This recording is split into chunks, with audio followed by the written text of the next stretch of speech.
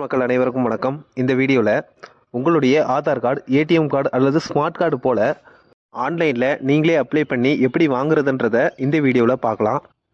உங்களுடைய மொபைல் அல்லது கம்ப்யூட்டரில் ப்ரௌசரை ஓப்பன் பண்ணிக்கோங்க. கூகுளில் ஆதார் கார்டுன்னு டைப் பண்ணி சர்ச் பண்ணிக்கோங்க. சென்ட்ரல் கவர்மெண்ட்டுடைய வெப்சைட் uidai.government.in அந்த வெப்சைட்டை கிளிக் பண்ணிக்கோங்க. வெப்சைட்டுக்கான லிங்க் டிஸ்கிரிப்ஷனில் கொடுக்குறேன். அதை கிளிக் பண்ணி கூட நீங்கள் வெப்சைட்குள்ளே போயிடலாம்.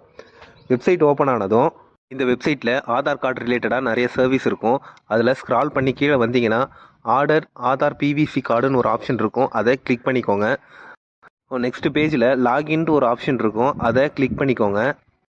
அடுத்த பேஜில் ஆதார் நம்பரை டைப் பண்ணிவிட்டு கேப்சாவை டைப் பண்ணிக்கோங்க. லாகின் வித் ஓடிபின்னு ஒரு ஆப்ஷன் இருக்கும். அதை கிளிக் பண்ணதும் உங்களுடைய ஆதார் கார்டு லிங்க் பண்ண மொபைல் நம்பருக்கு ஓடிபி சென்ட் ஆகும். ஆதார் நம்பரோட மொபைல் நம்பர் லிங்க் பண்ணலினா கண்டிப்பாக ஆதார் நம்பரோட மொபைல் நம்பரை ஆதார் சேவை மையத்துக்கு போய் லிங்க் பண்ணிக்கோங்க. செக்யூரிட்டி பர்பஸ்க்காக உங்களுடைய மொபைல் நம்பர் லிங்க் பண்ணுறது நல்லது. உங்களுடைய மொபைல் நம்பருக்கு வந்த ஓடிபியை டைப் பண்ணிவிட்டு லாகின்ற ஆப்ஷனை கிளிக் பண்ணதும் உங்களுடைய ஆதார் கார்டுக்கான சர்வீஸ் எல்லாத்தையுமே கொடுத்துருப்பாங்க. அதில் மூணாவது ஆப்ஷன் ஆர்டர் ஆதார் பிவிசி கார்டுன்னு ஒரு ஆப்ஷன் இருக்கும். அதை கிளிக் பண்ணிக்கோங்க. கிளிக் பண்ணதும் உங்களுடைய ஆதார் டீட்டெயில்ஸ் எல்லாம் ஷோ ஆகும். ஸோ இதில் பிவிசி ஆதார் கார்டில் உள்ள பெனிஃபிட்ஸ் எல்லாமே சொல்லியிருப்பாங்க. ஸ்மார்ட் ஆதார் கார்டு வாங்குறதுக்கு 50 ரூபா சார்ஜஸ் பண்ணுறாங்க. நீங்கள் ஆர்டர் பண்ணதுக்கப்புறம் உங்கள் வீட்டுக்கே ஸ்பீட் போஸ்ட் மூலயமா சென்ட் பண்ணிடுவாங்க. அடுத்து ஸ்க்ரால் பண்ணி கீழே வந்தீங்கன்னா உங்களுடைய ஆதாரில் உள்ள அட்ரஸ் டீட்டெயில்ஸ் எல்லாம் கொடுத்துருப்பாங்க. அதில் நெக்ஸ்ட்ன்ற ஆப்ஷனை கிளிக் பண்ணிக்கோங்க. இந்த பேஜில் ஸ்மார்ட் ஆதார் கார்டு பிரிண்ட் ஆகிறதுக்கும் ஸ்பீடு போஸ்ட்டில் அனுப்புறதுக்கும் 50 ரூபா சார்ஜஸ் பண்ணுறாங்க. அந்த டீட்டெயில்ஸ் கொடுத்துருப்பாங்க. ஐ அக்ரின்றதை டிக் மார்க் கொடுத்துட்டு மேக் பேமெண்ட்ற ஆப்ஷனை கிளிக் பண்ணிக்கோங்க. ஆன்லைனில் உங்கள் டெபிட் கார்டு, கிரெடிட் கார்டு இல்லை ஆன்லைன் பேங்கிங் மூலயமா கூட நீங்கள் அமௌண்ட் பே பண்ணிக்கலாம்.